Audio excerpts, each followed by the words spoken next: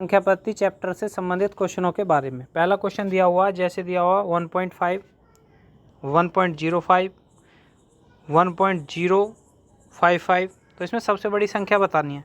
तो इसमें दरअसल क्वेश्चन असली था क्या, इसके ऊपर लगा हुआ था बार, तो ऐसे करके क्वेश्चन दिया हुआ। तो देखो इसे बड़ी और छोटी कैसे पहचान करते हैं। तो इसमें कितने अंक दिए हुए हैं, पॉइंट के बाद 4 अंक, तो सभी को 4-4 अंकों में बनाएंगे। जैसे 1.5 है तो इसमें 4 अंकों में बनाने के लिए हम इसके आगे 3 जीरो लगा देंगे। पॉइंट के बाद किसी संख्या के आगे जीरो लगाते हैं तो उसके मान पर कोई फर्क नहीं पड़ता।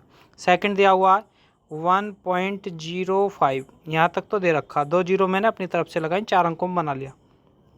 तीसरा दे रखा 1.055, अब आगे नहीं है तो जीरो लगा लिया।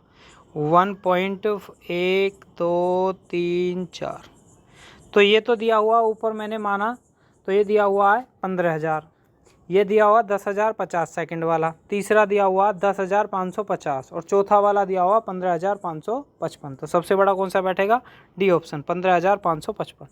तो बड़े और छोटे की पता करनी हो तो सभी के पॉइंट के बाद डिजिट सेम कर लो, तो उसमें पता चल जाएगी बड़ा कौन सा छोटा कौन सा। अगला क्वेश्चन देखिए, अगला क्वेश्चन दिया हुआ आपका, किसी संख्या को 899 से भाग देने पर शेष 63 प्राप्त होता, यदि उस संख्या को 29 से भाग दें तो शेष क्या होगा। ऐसे क्वेश्चन पेपर में बहुत आते हैं और संख्या पद्धति से संबंधित होते हैं। तो देखो इनका बहुत ही आसान तरीका, 899 दिया हुआ, भाग दिया तो कितना शेष आया, 63। अब 29 का भाग दें तो शेष कितना आएगा, तो 29 का भाग पीछे वाली संख्या में देना, 29 दूनी 58, तो शेष कितना बचेगा, 5। तो इसका आंसर आ गया 5। अगला क्वेश्चन देखिए, अगला क्वेश्चन दिया हुआ, भाजक भागफल का 4 गुना तथा शेषफल का 3 गुना है। ठीक है, जो भाजक है वो भागफल का तो 4 गुना तथा शेषफल का 3 गुना है। यदि शेषफल 4 हो तो भाज्य क्या है। इन्होंने टोटल सवाल ही हिंदी में लिखा हुआ, तो मैं बता देता हूँ, एक फॉर्मूला होता है, इसे कहते हैं क्या, भाजक, इसे कहते हैं भागफल, बीच वाला जो होता है भाज्य, और नीचे वाला क्या होता है, शेषफल।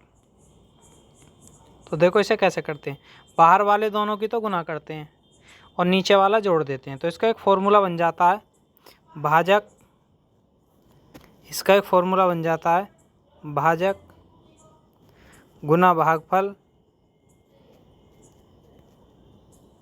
प्लस शेषफल। ठीक है, तो इन्होंने कहा भाजक भागफल का, पहले हम मान बना लेते हैं।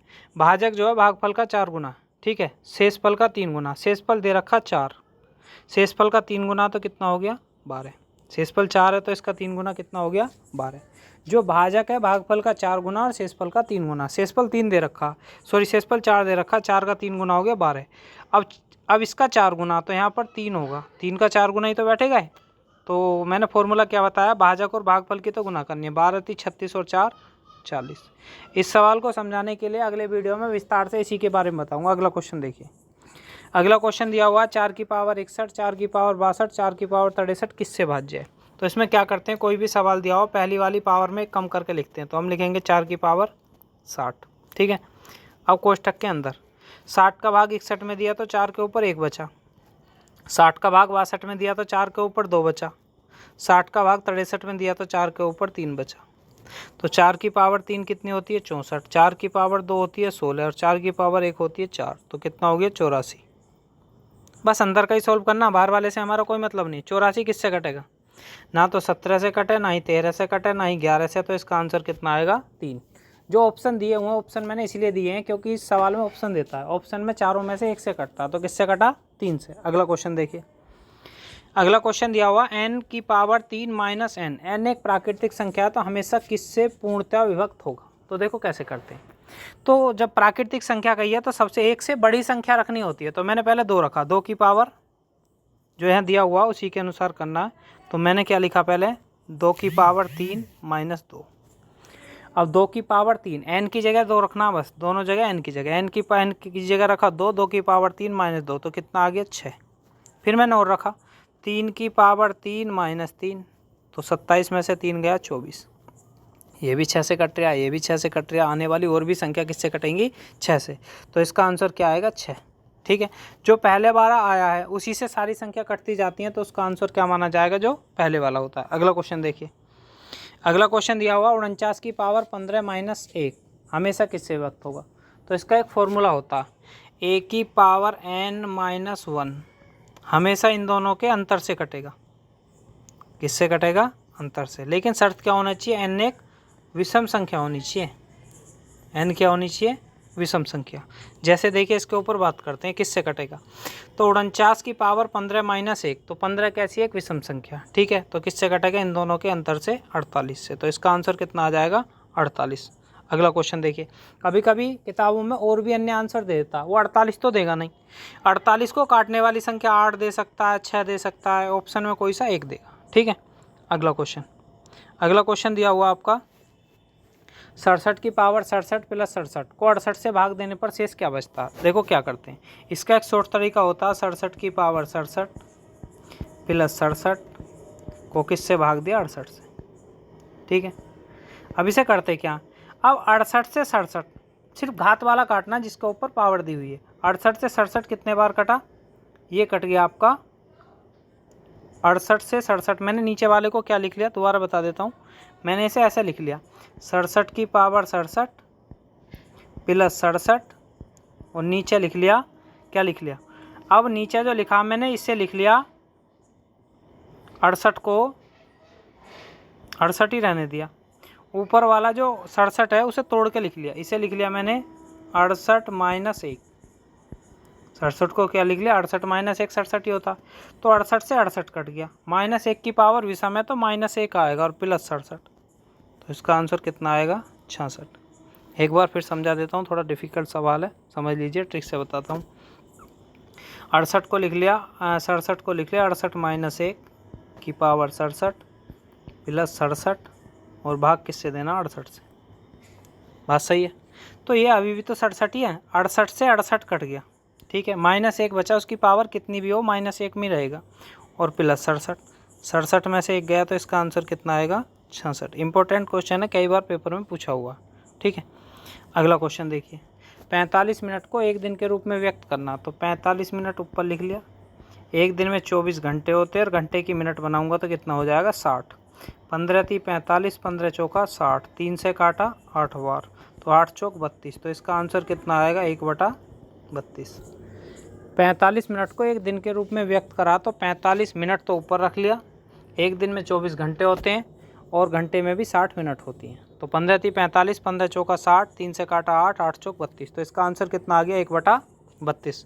अगला क्वेश्चन देखिए, किसी संख्या को 3/2 से गुना करने के लिए कहा गया परंतु उसने 3/2 से भाग दे दिया, तो परिणामी उत्तर से सही उत्तर जो है 10 कम आया, तो संख्या क्या है? देखिए मैंने संख्या मानी x, 3/2 से पहले गुना करने के लिए कहा गया, अब 3/2 से भाग का मतलब उल्टा कर दिया उसने, तो अंतर कहेगा तो बीच में माइनस का चिन्ह और कितने का अंतर आ गया? 10 का। अब देखो सोल्व करते हैं, एलसीएम कितना आ गया? 6, इसकी इधर गुना इसकी उधर गुना, 9 - 4, 9 में से बराबर कितना दे रखा? 10, 9 में से 4 गया तो 5/6 बराबर 10, 5 से 10 कटा 2 बार, 2 छिक्का 12, तो आंसर कितना आ गया? 12। अगला क्वेश्चन देखिए, अगला क्वेश्चन दिया हुआ, किसी संख्या को 2 गुना करके उसमें 9 जोड़ा जाता है। तो कोई संख्या मानी मैंने x, तो उसका 2 गुना कितना बैठेगा? 2x, मैं 9 जोड़ दिया, ठीक है। तो इस प्रकार प्राप्त संख्या का 3 गुना 75 के बराबर है।